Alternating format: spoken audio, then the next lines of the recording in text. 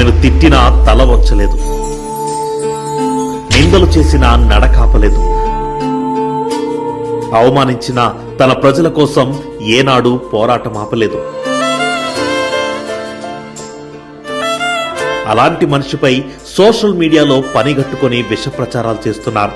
ఆమె చేస్తున్న మంచి పనులను మరచి జరిగిన చిన్న తప్పిదాన్ని పెద్దదిగా చూపిస్తున్నారు. ఇవి ఆమెపై అభిమానంతో చెబుతున్న మాటలు కావు. ఒక సగటు మనిషిగా సీతక్కపై సోషల్ మీడియాలో జరుగుతున్న ట్రోలింగ్ చూసి ఆవేదనతో చెబుతున్న మాటలు.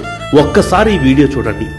ఇక్కడ కనిపిస్తుంది ఒక్కటే, బతుకమ్మను ప్రకృతి ఇచ్చిన కూరగాయలతో పండ్లతో పేర్చి తీసుకెళ్తుండగా ఆ జనసందోహంలో సీతక్క తలపై నుండి అనుకోకుండా బతుకమ్మ జారింది. బతుకమ్మ అనేది ఒక పూల పండుగ మాత్రమే కాదు, మన ఆడపడుచుల ఏకత్వానికి, గౌరవానికి నిదర్శనం.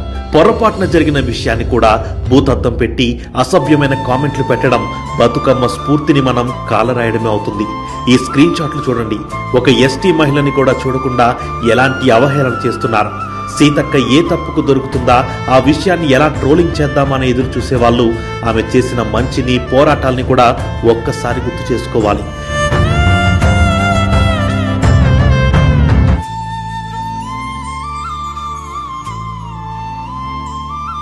ఆమె గత 10 సంవత్సరాలు ఎన్నో అవమానాలు భరించింది. తన ప్రాణాన్ని సైతం పణంగా పెట్టి చిన్నతనంలోనే అడవి బాట పట్టింది. అలాంటి వ్యక్తిత్వం ఉన్న మహిళను మీ చిన్న కామెంట్తో అణిచివేద్దామని చూస్తే అది మీ అమాయకత్వమే అవుతుంది.